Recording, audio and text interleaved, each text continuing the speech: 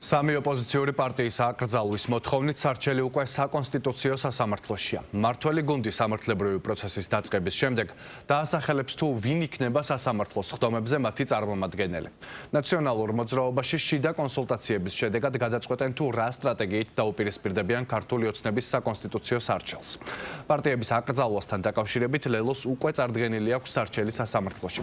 სხვა ოპოზიციური პარტიები კი ამ ნაბიჯს არაკონსტიტუციურად და დიქტატურად აფასებენ. შეგახსენებთ, ნაციონალური მოძრაობა, ახალი და ლელო ის სამი პოლიტიკური ძალაა, რომელთა გაუქმების მოთხოვნით სახელისუფლებო გუნდმა საკონსტიტუციო სასამართლოს მიმართა.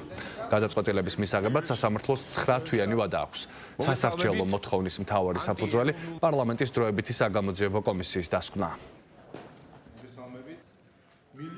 როდესაც ერთთან რამოდენიმე მნიშვნელოვან ოპოზიციურ პარტიას კრძალავს სახელმწიფო პარტია, ეს ხდება მაშინ, როცა მყარდება დიქტატურა, ანუ ხდება დიქტატურის ფორმალიზება. ამიტომ ვიქნებოდით ამ სიაში თუ არ ვიქნებოდით, ვინც არ უნდა ყოფილიყო, ამას დაუპირისპირდებით ყველა პოლიტიკური და სამართლებრივი საშუალებით საქართველოში და საერთაშორისო ინსტანციებში. ამ ბრძოლას მივიყვანთ ბოლომდე, იმიტომ რომ ვთვლით, რომ ლელოთი თუ ლელოს გარეშე გაუქმება, ლელოს გაუქმებს თუ არ გაუქმებს საკონსტიტუციო სასამართლო, ეს პროცესი, ეს კანონები ჯამში არის დიქტატურის ფორმალიზებისთვის და ეწინააღმდეგება საქართველოს კონსტიტუციას. საქართველოში რუსული საოკუპაციო რეჟიმის მხრიდან იკრძალება ყველაზე დიდი პროდასავლური პარტია, ერთიანი ნაციონალური მოძრაობა და სხვა კოალიციების. ჩვენთვის საერთოდ არანაირი მნიშვნელობა არ აქვს, რა გადაწყვეტილებას მიიღებს ქართული ოცნება.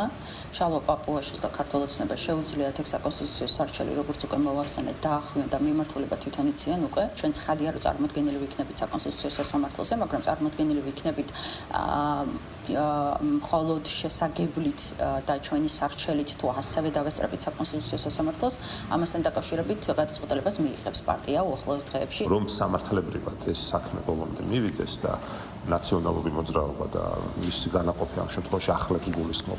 სამართლებრივად რომ წაიგრძელოს, ასე ვთქვათ, ხო? დარწმუნებული ვარ, რომ ოცნება ყოველთვის დააბრუნებს მათ პოლიტიკურ დღესასრიგში, იმიტომ რომ ნაციონალური მოძრაობის როგორც მტრის ხატის გარეშე ოცნება ძალიან მალე დაკარგავს ხელისუფლებას. ეს მან ძალიან კარგად იცის, ასე რომ ჩემი აზრით ეს პირველ რიგში არის ამ პოლიტიკური სპექტაკლის გაგრძელება, რაც არაერთხელ გვინახავს. თუ პარტია უნდა დამარცხდეს, პირველ რიგში უნდა დამარცხდეს არა აკრძალვით, არამედ არჩევნებით. საუბარი საერთოდ არ არის პოლიტიკურ დევნაზე, ნაცმოძრაობამ და მისმა ფილიალებმა რა ხარაკირებიც იტარეს აი ამ ბოლო წლების განმავლობაში, აი შედეგები მიიღეს. არაერთხელ ვეუბნებოდით, რომ დაანებეთ რადიკალიზმის თავი, აკრიტიკეთ რამდენიც გნებავთ ხელისუფლება და ასე შემდგომ, მაგრამ რადიკალიზმს, ქვეყნის ზიანს, დამაზიანებელ განცხადებებს, აგენტობას დაანებეთ თავი საკუთარი ქვეყნის წინააღმდეგ, მაგრამ ამას არ თავი არ დაანებეს. არამედ საჯაროდ აღიარებენ. დემოკრატიის დაცვას სჭირდება, რომ გათავისუფლდეს ანტიდემოკრატიული ძალებისაგან.